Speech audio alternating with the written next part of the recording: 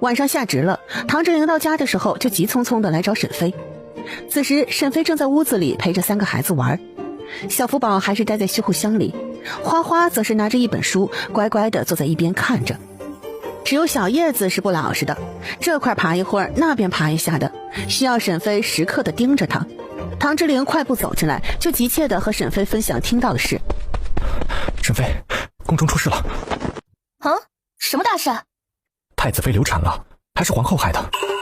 沈飞心想，太子妃可是皇后的侄女，怎么会害她？消息可靠吗？今日上职的官员都在小声讨论呢，应该是真的。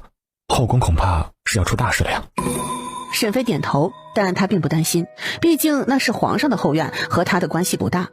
没必要太担心，本来后宫的女人就是你争我斗的，宫斗才是他们的常态啊。不过这一次也是有些奇怪罢了。不过太子妃流产，对太子和太子妃两人或许也是好事。好事？小福宝也是皱着小眉头看着沈飞，眼中写满了疑问。太子和太子妃的血缘关系太近了，就算生出了孩子，智力也不会太高，甚至都有可能是个傻子。傻子？怎么可能啊？这有什么好难理解的？你看那兔子，配对都不找同一窝的，他们的血缘关系太近了。唐志玲似懂非懂，小福宝确实明白了，这样的案例还真是有。其实我觉得很奇怪，在你们这儿知道堂兄妹之间不能成亲，但是表兄妹就可以了，这不是一样的道理吗？血缘都是极近的。听你这么说，好像是这个道理哈。不过太子妃这一胎，朝臣们也都有关注，现在孩子没了，对太子很不利啊。皇上正当壮年，我看他还能活挺久的呢。太子也还年轻，着什么急啊？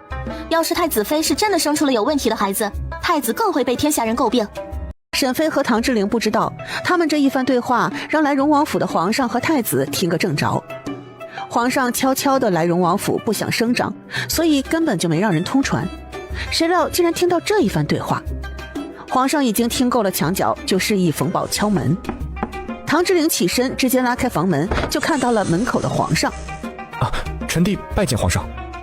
沈飞也没想到是皇上来了，他想起来，但是屋子里的丫鬟都被遣走了。毕竟小福宝现在的模样，沈飞不想暴露在下人眼中。拜见陛下。沈飞急忙给皇上行礼，虽然是坐着的。皇上见到沈飞这样，没有怪罪他。荣王妃免礼。皇上站在门口，突然感觉裤腿被拽住了，他低头就对上了小叶子那湿漉漉的大眼睛。小叶子和唐志玲长得很像，也有楚家人标志性的眼睛。皇上直接把小叶子抱起来。朕去西院等你们，还有带上小福宝。太子虽然好奇刚才沈飞的那一番理论，但也觉得西院更合适。猜到沈飞和唐志玲速度会慢一些，他直接开口：福宝弟弟，我就先带过去了。荣王府西院。左安怀已经被处决了，可他有勾连的朝臣有不少，严重的已经抄家流放，轻一些的朕还没有下定决心，总不能都杀了。那就让那些官员拿钱买命，能被左安怀用钱收买，想必这些年也收官了不少。你让人送点口风过去，只要交100万两白银，这次的事就既往不咎。这100多万是不是多了？要是他们交不起怎么办？你太小看他们了，世家大族可比你的国库都富有，他们敛财的手段比你聪明多了。想到一直薅荣王妃的羊毛，皇上尴尬地摸了摸鼻子。小福宝没有挖苦皇上的意思，只是单纯的觉得皇上经验太少，不清楚下面官员的猫腻。但是皇上确实想多了，他还以为小福宝不满意他收了沈飞的作坊的事儿，所以尴尬的不得了。也不要小看地方官员，就算是个小县令，真的贪起钱来，弄个上百万两的都不是难事。你正好借着这个机会，好好的敲打敲打那些人。那要是那些官员对朕不满，会不会阳奉阴违，继续盘剥百姓呢？你不要钱，他们还是会继续盘剥，但是你收上这些钱，又可以赈灾救助百姓嘞。还有那些官员见到左环都是这个下场，心中也是惴惴不安，心中担心你什么时候收拾他们，没准儿会铤而走险。如今有拿钱买命的消息，他们乐不得呢。不过只要交了钱的，那这事儿就翻篇了。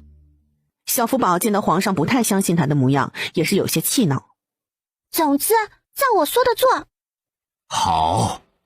小福宝是不会害他的，这都是楚家江山，应该没事。这时候沈飞和唐之灵已经来到了西院，见到太子抱着小叶子站在门外守着，也是很奇怪。太子怎么没进去？太子可不敢说实话，于是拿着小妞妞当借口。小叶子喜欢在外面。沈飞心里是不信的，皇上一定是在和仔仔说悄悄话。看来小福宝的前世一定和皇上的关系很好。太子，小福宝和皇上都在里面吧？是。太子被沈飞戏谑的眼神看得不是很自在，本来还以为沈飞会继续追问，但他已经不问了。太子轻轻地敲了一下房门。父皇，六叔他们来了。刚才还恨铁不成钢的小福宝，现在一秒变成乖宝宝的模样，眨着天真的大眼睛，也不看皇上了。皇上也是发现了，小福宝在沈飞面前还是要当一个无忧无虑的小孩。进来吧。沈飞和唐之灵进来的时候，皇上已经端正的坐好，距离小福宝也是老远。沈飞抽了抽嘴角，这是欲盖弥彰的节奏啊。不过他不着急，慢慢查才能知道。沈飞和唐之灵两人正式给皇上行了礼，然后才乖巧地站在一边。荣王妃，朕这次来是有事需要你做。是，请皇上吩咐。后宫的事想必你也听说了，朕需要你用那特殊的手法审问几个宫人。母后宫里出了几个叛徒，人已经在慎刑司了，但是那几人上刑之后还是不肯交代，所以想请六婶帮帮忙。哦，嘴巴这么硬。他听说慎刑司可是很恐怖的呀。那人是谁？我母后身边的大宫女，还有几个老婆子。好呀，但是我要知道这几个人的身份，才好在催眠的时候问清他们的底细和背后之人。没问题，六婶去的时候会有人和您交代。什么时候去？太子看了一眼皇上。明日白天吧。好。太子见到沈飞痛快的答应，又想起来刚才的时候听到沈飞说的那个血缘太近的理论，于是忍不住的开口道：六皇婶，我和表妹生出来的孩子真的会是傻子吗？荣王妃，你具体说说是怎么一回事？也不全是傻子，就是你和你表妹属于是近亲成亲。一般孩子的血缘来自同一祖先，而同一祖先的血缘中携带着相同的病变。如果两个近亲携带相同的病变，那么他们的孩子就有更高的概率继承这种疾病。你和太子妃两人身上都有赵家的血脉，关系属实太近，所以你们生出的孩子有病的几率会大一些，轻的就是笨一点，严重的就是傻子。当然，只是概率大一些哈。沈飞尽量说的委婉一些，也尽量用血缘代替了基因，因为基因的概念和这些古人也说不通，用血缘就清晰多了。皇上和太子两人听了也都是面色沉重。嫡长子在普通人家都是顶门立户的存在，更何况是在皇家呢？皇位从来都是你死我活，要是嫡长子是个傻子，那只能是被人杀的份儿。还有，这样也势必引起大禹朝的动乱，那他们楚家江山可怎么办？太子和皇上都认识到了问题的严重性。太子想到太子妃那么喜爱孩子，于是艰难地问出口：那太子妃以后是不是就不适合有孕？沈飞很尴尬，这事儿让他怎么说呀？说出来就是得罪人呢。这是你们的事啊，我不好多说的。沈飞和唐之灵一起悄咪咪八卦可以，但是他要是断送了太子妃做母亲的权利，好像又太残忍了。可是近亲真的不能结婚呀。太子听到沈飞这么说，虽然心里伤感，但心中已经有了决断。他确实是不能有个傻儿子，嫡长子更不能是。他是太子不假，父皇现在也是看重他，但是他可有3个弟弟呢。不一定是只有3个弟弟，现在后宫怀孕的妃嫔也不少，她的弟弟妹妹都不会少。这一刻，太子也有了危机感。他转头看了一眼透明的玻璃弹，就看到了在蹬腿的小福宝。小福宝光溜的身子只穿了一个纸尿裤，他现在正在活动双腿。小福宝觉得他总躺着对身体不好，所以现在可以轻微活动之后就开始锻炼，防止腿脚僵化了。这时候感受到一道视线看着他，就转过头，看到是太子，小福宝笑了一下。太子也笑了一下。对，不要慌，他有皇爷爷在呢，皇爷爷会保护他的，就算是父皇也要听皇爷爷的话。东宫，娘娘，太子妃已经睡下了，太子出宫了。哦，都这个时候了，太子没有陪在那女人身边。太子妃出事，司妙兰是最高兴的，她本来还在想法子搞掉太子妃这一胎呢，谁料皇后竟然出手了，这是司妙兰没想到的，但这件事都够她开心许久了。太子似乎又去了荣王府。太子竟然如此明目张胆了。司妙兰一想起沈妃就气恼不已，要不是因为沈妃，她早就是太子妃，未来的皇后，怎么会像现在这样被太子妃和正良帝压一头？正良帝是出自国公府，娘家身份要比司妙兰高的。荣王府的小世子情况怎么样了？奴婢听外面的人传，小世子清醒了，但还没有完全康复。太子去得这么勤，应该也是看望小世子。哼，谁知道是看小世子，还是看那大肚子的女人？司妙兰到现在也忘不了第一次见到太子和沈妃站在一起，太子抱着那个像他的小孩子，3人站在一起，真的非常像一家人。唐之陵的容貌不太像楚家人，可能是因为有鲜卑人的血统，所以他的鼻梁很高。可是小福宝和先帝是一模一样的，皇上、太子还有小福宝长得要更像一些。荣王妃和太子妃的这一胎是不是时间差不多？是的，娘娘，荣王妃还真像是兔子一样一窝一窝的生。明天你出宫一趟，替我送一封信回司府。是，娘娘。翌日，沈妃穿戴好了之后，就带着小叶子出门了。小福宝和花花2人则是在空间里，在空间里是可以看到外面的动静的，也能听到外面说话的声音。小福宝还是很满意的，要不然他觉得养病的日子也太无聊了。走吧，咱们进宫吧。王妃娘娘，咱们要先去给太后娘娘请安。好，看看太后老人家也行，我还真是好久没见她了，怪想的呢。沈妃对太后的印象还不错，那就是个老太太，一个喜欢怀念过去的老太太。她记得她第一次见到太后的时候，她拉着自己的手说了好些从前的事。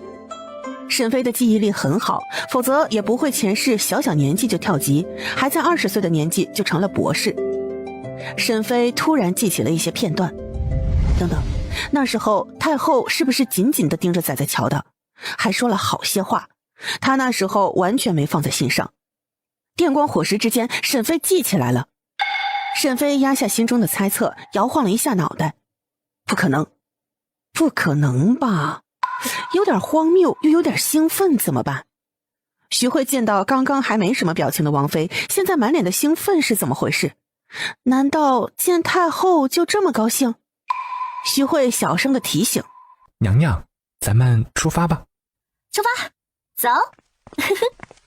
小福宝闲着没事，一眼扫到了花花的书，看到那上面都是一些鬼画符的符号，他心里有了猜测。李和良妻是来自同一个地方。花花早就发现了小福宝的异样，甚至比沈妃都早。毕竟从前小福宝可不会避着花花和小叶子，他以为这俩货是真小孩。花花也见过小福宝在太子面前颐指气使的样子，花花知道这个哥哥来历不简单，所以现在也不隐瞒了。你们那个世界是什么样的？小福宝心中也有很多疑问，但是他不能在沈妃面前暴露，他在娘亲面前还要当一个乖宝宝，有些话就不能问。但是这个妹妹就不怕了，互相都知道自己不是真小孩。花花见小福宝也是无聊，就放下手中的书，然后向透明的修护箱爬了过去。我们那里很先进，科技很发达。科技？是这个东西吗？他知道，要不是这东西，他可能早就死了。还有，要不是娘亲带来的药剂，他们楚家江山或许早就易主了。唐之灵或许如传言中也活不过20岁。他也听娘亲说过，他出生的时候全身都是紫色的。他猜测他出生就带毒，要是没有药剂解毒，也早就死了。皇上或许那次昏迷也再也醒不过来，留下年幼的太子怎么是封地王爷的对手？还有虎视眈眈的唐国公，他有军权。左安怀在朝堂，那么大禹朝势必会四分五裂。生物相也算是，但复杂的科技包含的东西远远不止如此。花花说刚才的那一大段话说的也是很利索，花花高兴地翘起嘴角，她的舌头终于是听她的话了。那除了这个呢，还有什么？我想听一听。花花正高兴呢，于是一改前世那高冷范儿。好，我们那里出行很方便，有火车，有汽车，有飞机，有轮船。花花开始和小福宝仔细地描绘着后来的世界。小福宝听得也是震撼不已，大眼睛惊讶的都睁得不能再大了。花花今天说了不少话，和前世完全不一样。其实师姐前世也是家里发生了一些事，长大后的性格才变了，不爱搭理人。要不是沈飞是个自来熟，师姐也不会和他的关系这么好。实在没办法，整个实验室就沈飞的年龄最小，他和师兄两人只能让着他，毕竟老师有的时候也要哄着沈飞。花花想到老师，抽了抽嘴角，就是不知道他会不会来了。这时候两人就听到了外面的动静。王妃，慈宁宫到了。嘿，先不说了，我要看看外面。好。小福宝对慈宁宫的人一点兴趣都没有，他要好好的消化一下刚才听到的事。能在天上飞的飞机，从长安到岭南，坐上的飞机只需要不到2个时辰，这怎么能做到了？小福宝整个世界都玄幻了，但他的眼睛更亮了，他的大禹朝也值得拥有。看来这妹妹得哄好了。花花完全没有注意到小福宝热切的眼神，他正好奇地打量慈宁宫。小福宝觉得长得像娘亲的妹妹果然不一样，比小叶子那傻蛋强多了。太后娘娘，荣王妃求见。请她进来吧。太后从前养病，也不轻易的见外人，但是现在她身体好了，现在皇后病重，太后不得不替亲儿子盯着后宫了。后宫的事虽然分给了几个妃嫔，但他们拿不定主意的地方还是要过来请教太后的。萧贵妃听到沈妃来了，眼眸微转，但很快又掩藏下去。萧贵妃毕竟养了2皇子，虽然脸上留下了痘印，没了从前的美貌，但是贵妃的身份没掉，所以皇后生病，萧贵妃现在又支棱起来了。沈妃走进来之后，没想到会见到皇上的妃子。参见太后娘娘。荣王妃快起来，来哀家这里，不必客气。来人，快给荣王妃赐座。于是立即就有老嬷嬷给沈妃摆放座椅。万贤妃只见过沈妃一面，还是前年的除夕宴上。她还记得那时候沈妃的奇怪背孩子的造型。万贤妃想到外面的流言，仔细地打量沈妃的容貌，然后才摇了摇头。她伺候皇上多年，一下子就看出来沈妃不是皇上喜欢的类型。到底是谁在胡乱造谣？沈妃坐下之后，就感觉有几道视线看过来，她一一扫视过去，发现有人好奇地打量自己。荣王妃，这是萧贵妃、万贤妃、赵昭容、李修缘。你们好，我是沈妃。就这样？难道荣王妃不给我见礼的吗？萧贵妃的眼珠子都要瞪出来了。王妃，按理你要给萧贵妃和万贤妃见礼。萧贵妃是正一品，我也是正一品的亲王妃啊。王妃，萧贵妃是内命妇，这么算比你级别高，是要您先见礼的。沈妃也不是不听劝的，于是她站起来给萧贵妃和万贤妃见礼。见过贵妃娘娘，见过贤妃娘娘。萧贵妃还想装一下，让沈妃多弯一会儿腿呢，谁料沈妃已经站起来了。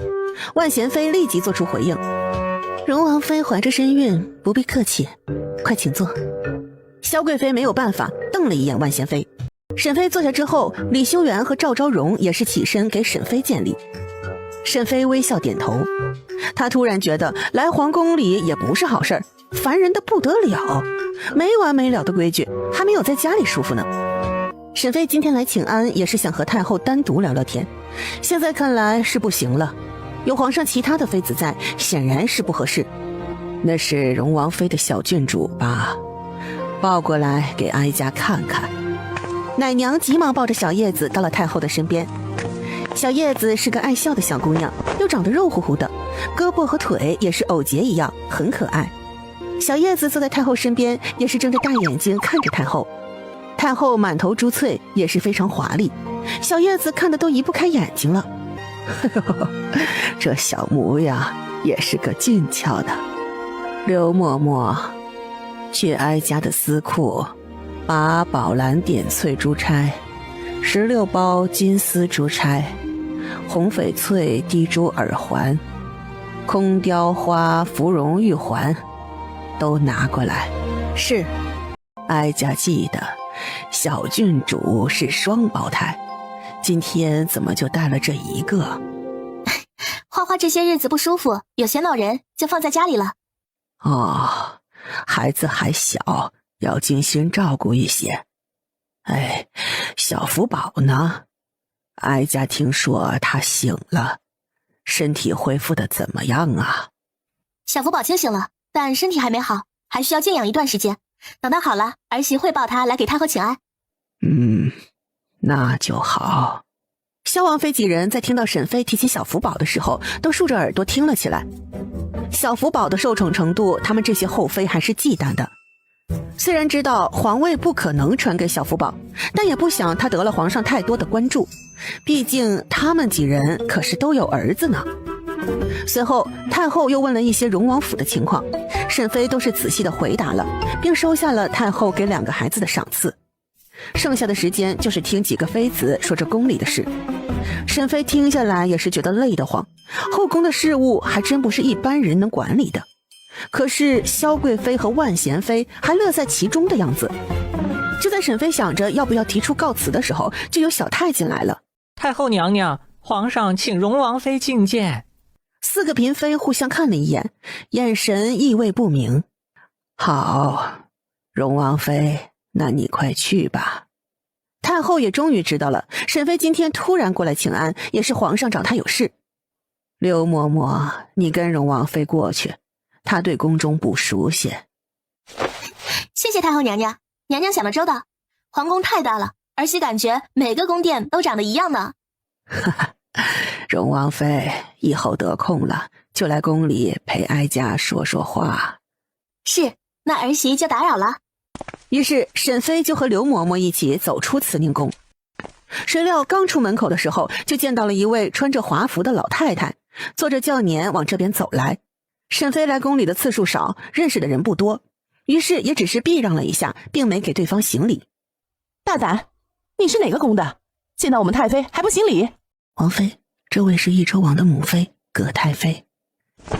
见过葛太妃。葛太妃并没有叫起，沈妃自己就站起来了。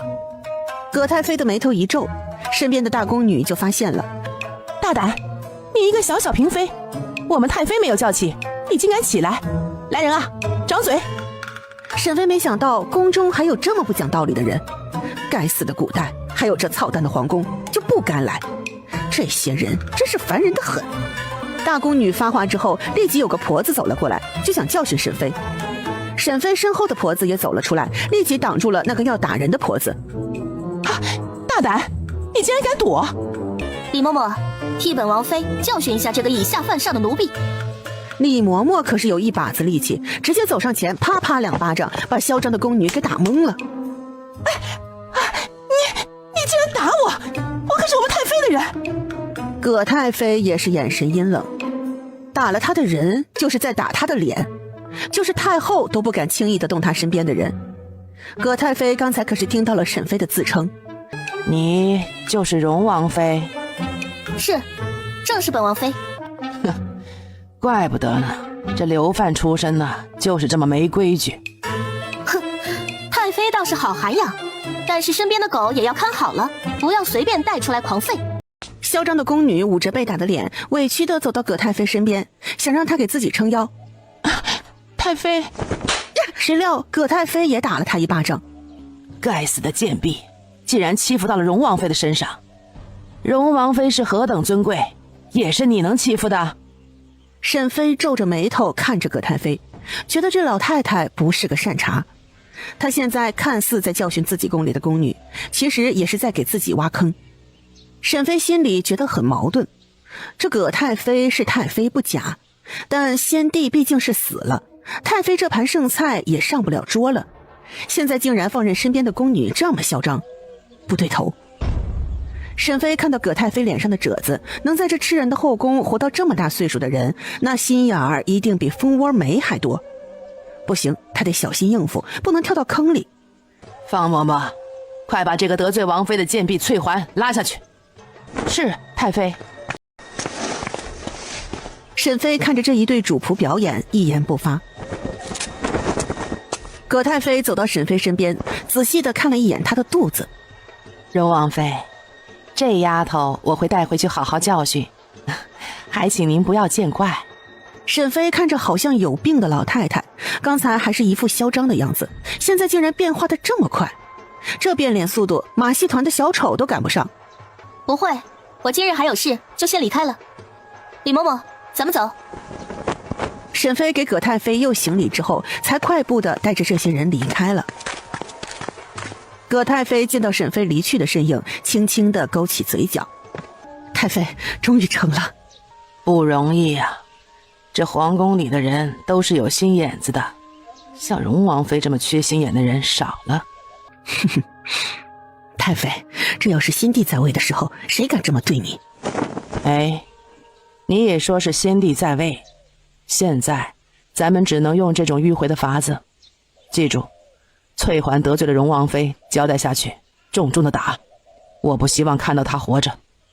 是，太妃放心，奴婢知道怎么做。走吧，还要给我那好姐姐请安呢。沈妃和刘嬷嬷等人走着，然后刘嬷嬷就发现了这不是见皇上的路，而是去慎刑司的道路。她知道不是皇上私下见荣王妃，放心不少，但又奇怪这荣王妃来慎刑司是干什么。但这时候她没有追问，既然她都跟着来了，一会儿看看就知道是怎么回事了。等到了慎刑司，发现太子竟然也在这里。见过太子殿下。刘嬷嬷好。刘嬷嬷是皇太后身边的老人，太子也是很给刘嬷嬷的面子。人在里面？但是死了一人。这么巧？死的是谁？我母后身边的大宫女翠萍。翠萍？这名字怎么好像听过？沈妃仔细回想，想起来了，刚才的那个宫女叫翠环。沈妃这一路上也在琢磨，觉得刚才那一架吵得莫名其妙，就好像她是一杆枪一样被人利用了。哦，你母后身边的宫女都叫什么名字？都是翠字打头的吗？这我还真没注意，我派人去把徐嬷嬷叫来。行，咱们先进去看看那几个人，我看看他们的嘴巴到底有多硬。六皇婶，咱们这边走。太子有些狗腿的在沈妃面前忙前忙后，那真是尊重的不得了。刘嬷嬷完全不知道太子在荣王妃面前是这个模样，还有荣王妃不就是有些莽撞的小姑娘吗？好听话是天真，实话就是有点傻。到底有什么能耐能让太子这么重视？而且他们来慎刑司干什么？慎刑司可都是审问那些犯罪的犯人的。刘嬷嬷快步地跟了上去，想看看是怎么回事。李嬷嬷和小叶子则是没有进去，他们留在外面照看小叶子。